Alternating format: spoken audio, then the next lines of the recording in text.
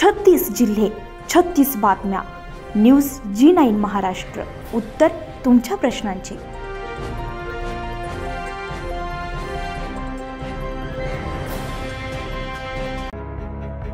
अंजनगाव सुरजी तालुक्यातील मलकापूर येथे काँग्रेस रस्ता आणि समाज मंदिराच्या बांधकामाचे बहुजन आणि सत्कार समारंभ संपन्न झालाय. यावेळी मत व्यक्त करताना मी दिलेला शब्द पाळला. मतदारसंघाचा विकास हेच माझे लक्ष. यापुढेही मतदारसंघाचा विकास करणार. काही कामे मागे पुढे होतात, मी शब्द देतो. मतदारसंघातील जनता हीच माझी मायबाप. त्यांच्या विकासासाठी, प्रगतीसाठी सदैव सेवेत राहील आणि विकास घडविल. तुमच्या विश्वासाला कधीही तडा जाऊ देणार नाही. जनतेचा विकास हेच माझे लक्ष, असं मान्यवरांनी मत व्यक्त केलंय. यावेळी उपस्थित अमरावती लोकसभा मतदारसंघाचे खासदार बळवंतभाऊ वानखडे, दर्यापूर मतदारसंघाचे आमदार गजाननभाऊ लवटे, प्रमोदभाऊ दाळू, सुधाकर पाटील खारोटे, सरपंच काळे, ग्रामपंचायत सदस्य रमेश सावळे, विनायक वानखडे, बुद्धत्व युवक मंडळ, बुद्ध उपासिका तथा उपासिका, गावातील मलकापुरातील संपूर्ण नागरिक यावेळी उपस्थित होते. कुठं समतोल असमतोल झाला, कुठं 4 कोटी टाकले गेले, कुठं 5 कोटी टाकले गेले, कुठं 70 लाख, कुठं 80 लाख.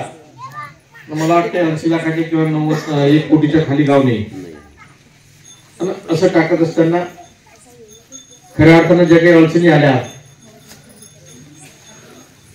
2 वर्ष सतत करोनात गेले, त्यामुळे काम झाले नाही. आणि त्याच्यानंतर सरकार पडलं आणि सरकार पडल्यानंतर जे काही कामं होते त्या कामावर स्टे दिला गेला. मी विरोधी पक्षात असल्यामुळे कामाची खूप अडचण झाली, परंतु या त्या माध्यमातून अनेक कामं सातत्यानं विधानसभेच्या मतदारसंघात केल्या गेले. आपल्या इथेही मला वाटतं एक रस्ता टाकला, पहिले टाकला, आता टाकला, अजून स्मशानभूमी. आणि मला प्रामाणिकपणानं राहायचा आहे, हा माझा पहिल्यापासून एक उद्देश होता. कोणाची किंवा समाजाची दिशाभूल करायचा नाही.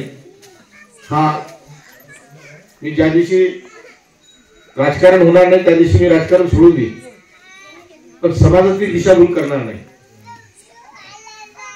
या ठिकाणी अनेक गैरसमज झाले.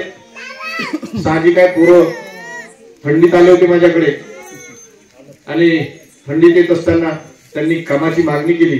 ती लवकर पूर्ण झाली नाही. पूर्ण याच्यासाठी झाली नाही की अनेक ठिकाणी कामं टाकावं लागले आणि मलकापूर अवधानानं राहत गेलं. अनेक ठिकाणचे कामं पूर्ण झाले, काही ठिकाणी चालू आहेत.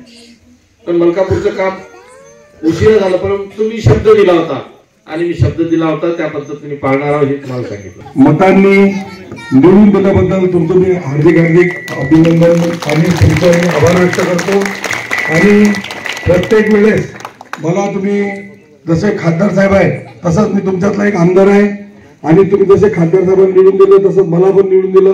आता सावळे भाऊ बोलले. न्यूज G9 महाराष्ट्रासाठी रमेश सावळे, अंजनगाव सुरजी.